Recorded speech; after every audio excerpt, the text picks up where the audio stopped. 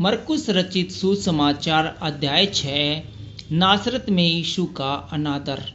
वहाँ से निकलकर वह अपने देश में आया और उसके चेले भी उसके पीछे गए। सब्बत के दिन वह आराधनालय में उपदेश करने लगा और बहुत से लोग सुनकर चकित हुए और कहने लगे, इसको ये बातें कहाँ से आ गई? यह कौन सा ज्ञान है जो इसको दिया गया है? कैसे सामर्थ्य के काम इसके हाथ से प्रकट होते हैं? क्या यह वही बढ़ई नहीं जो मरियम का पुत्र और याकूब और येशेस और यहूदा और शमौन का भाई है? क्या इसकी बहनें हमारे यहाँ बीच में नहीं रहती? इसलिए इन्होंने इसके विषय में ठोकर खाई। यीशु ने उनसे कहा, भविष्यवक्ता का अपने देश और अपने कुटुंब और अपने घर को छोड़ और कहीं भी निरादर नहीं होता। वह वहाँ कोई सामर्थ्य का काम न कर सका, केवल थोड़े से बीमारों पर हाथ रखकर उन्हें चंगा किया और उसे उनके अविश्वास पर आश्चर्य हुआ और वह चारों ओर के गांव में उपदेश करता फिरा। 12 प्रेरितों का भेजा जाना। उसने 12 को अपने पास बुलाया और उन्हें दो दो करके भेजने लगा और उन्हें अशुद्ध आत्माओं पर अधिकार दिया। उसने उन्हें आज्ञा दी कि मार्ग के लिए लाठी छोड़ और कुछ न लो, न तो रोटी, न झोली, न बटुए में पैसा, परंतु जूतियां पहनो और दो दो कुर्ते न पहनो। और उसने उनसे कहा, जहाँ कहीं तुम किसी घर में उतरो तो जब तक वहाँ से विदा न हो तब तक उसी घर में ठहरे रहो। जिस स्थान के लोग तुम्हें ग्रहण न करें और तुम्हारी न सुने, वहाँ से चलते ही अपने तलवों की धूल झाड़ डालो कि उन पर गवाही हो। तब उन्होंने जाकर प्रचार किया कि मन फिराओ, और बहुत सी दुष्ट आत्माओं को निकाला और बहुत से बीमारों पर तेल मलकर उन्हें चंगा किया। यूहन्ना बपतिस्मा देने वाले की हत्या। हेरोदेस राजा ने भी उसकी चर्चा सुनी, क्योंकि उसका नाम फैल गया था, और उसने कहा, यूहन्ना बपतिस्मा देने वाला मरे हुओं में से जी उठा है, इसीलिए उससे ये सामर्थ्य के काम प्रकट होते हैं। अन्य लोगों ने कहा, यह एलिया है, परंतु कुछ अन्य ने कहा, भविष्यवक्ता या भविष्यवक्ताओं में से किसी एक के समान है।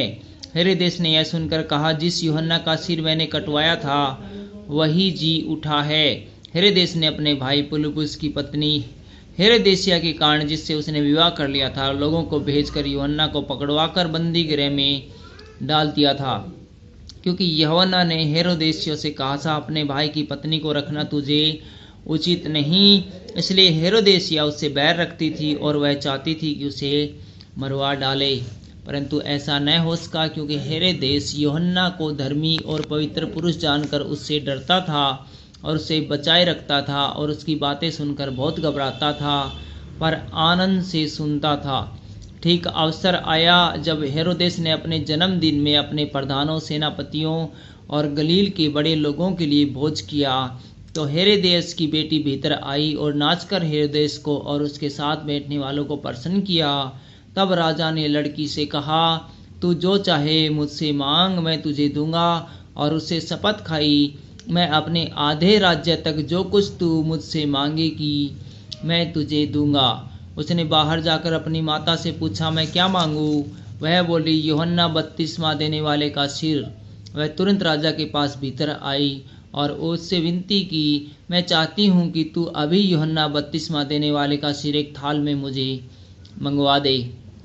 तब राजा बहुत उदास हुआ, परंतु अपनी शपथ के कारण और साथ बैठने वालों के कारण उसे टालना न चाहा। अतः राजा ने तुरंत एक सिपाही को आज्ञा देकर भेजा कि उसका सिर काट लाए। उसने जेल खाने में जाकर उसका सिर काटा और एक थाल में रख लाया और लड़की को दिया, और लड़की ने अपनी माँ को दिया। यह सुनकर यूहन्ना के चेले आए और उसके शव को ले गए और कब्र में रखा। प्रेरितों की वापसी और एकांतवास। प्रेरितों ने यीशु के पास इकट्ठे होकर जो कुछ उन्होंने किया था और सिखाया था सब उसको बताया। उसने उससे कहा, तुम आप अलग किसी एकांत स्थान में चलकर थोड़ा विश्राम करो, क्योंकि बहुत लोग आते जाते थे और उन्हें खाने का अवसर भी नहीं मिलता था। इसलिए वे नाव पर चढ़कर सुनसान जगह में अलग चले गए। 5000 पुरुषों को खिलाना। बहुतों ने उन्हें जाते देखकर पहचान लिया और सब नगरों से इकट्ठे होकर वहां पैदल दौड़े और उनसे पहले जा पहुंचे।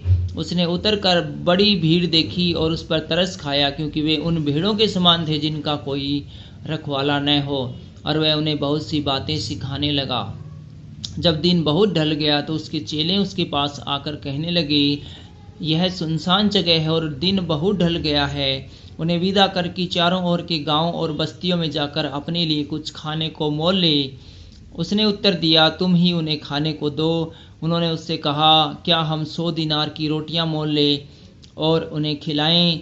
उसने उनसे कहा, जाकर देखो तुम्हारे पास कितनी रोटियां हैं। उन्होंने मालूम करके कहा, 5 और 2 मछली भी। तब उसने उन्हें आज्ञा दी कि सबको हरी घास पर पांति पांति से बैठा दो। वे 100 50 करके पांति पांति बैठ गए। उसने उन 5 रोटियों को और 2 मछलियों को लिया और स्वर्ग की ओर देखकर धन्यवाद किया और रोटियां तोड़ तोड़ कर चेलों को देता गया कि वे लोगों को परोसे, और वे 2 मछलियां भी उन सब में बांट दी। सब खाकर तृप्त हो गए और उन्होंने टुकड़े से 12 टोकरियां भर कर उठाई, और कुछ मछलियों से भी जिन्होंने रोटियां खाई वे 5000 पुरुष थे। यीशु का पानी पर चलना। तब उसने तुरंत अपने चेलों को नाव पर चढ़ने के लिए विवश किया कि वे उससे पहले उस पार बैतसैदा को चले जाएं, जब तक कि वह लोगों को विदा करे। उन्हें विदा करके वह पहाड़ पर प्रार्थना करने को गया। जब सांझ हुई तो नाव झील के बीच में थी और वह अकेला भूमि पर था। जब उसने देखा कि वे खेते खेते घबरा गए हैं क्योंकि हवा उनके विरुद्ध थी, तो रात के चौथे पहर के निकट वह झील पर चलते हुए उनके पास आया और उनसे आगे निकल जाना चाहता था, परंतु उन्होंने उसे झील पर चलते देखकर समझा कि भूत है और चिल्ला उठे, क्योंकि सब उसे देखकर घबरा गए थे। पर उसने तुरंत उनसे बातें की और कहा, ढांढस बांधो, मैं हूँ, डरो मत। तब वह उसके पास नाव पर आया और हवा थम गई और वे बहुत ही आश्चर्य करने लगे। वे उन रोटियों के विषय में न समझे थे क्योंकि उनके मन कठोर हो गए थे। गत्रेसर में रोगियों को चंगा करना।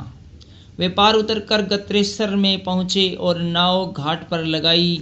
जब वे नाव पर से उतरे तो लोग तुरंत उनको पहचान कर आसपास के सारे देश में दौड़े और बीमारों को खाटों पर डालकर जहाँ जहाँ समाचार पाया कि वह है वहाँ वहाँ लिए फिरे। और जहाँ कहीं वह गाँव नगरों या बस्तियों में जाता था, लोग बीमारों को बाजारों में रखकर उससे विनती करते थे कि वह उन्हें अपने वस्त्र के अंचल को ही छू लेने दे, और जितने उसे छूते थे सब चंगे हो जाते थे।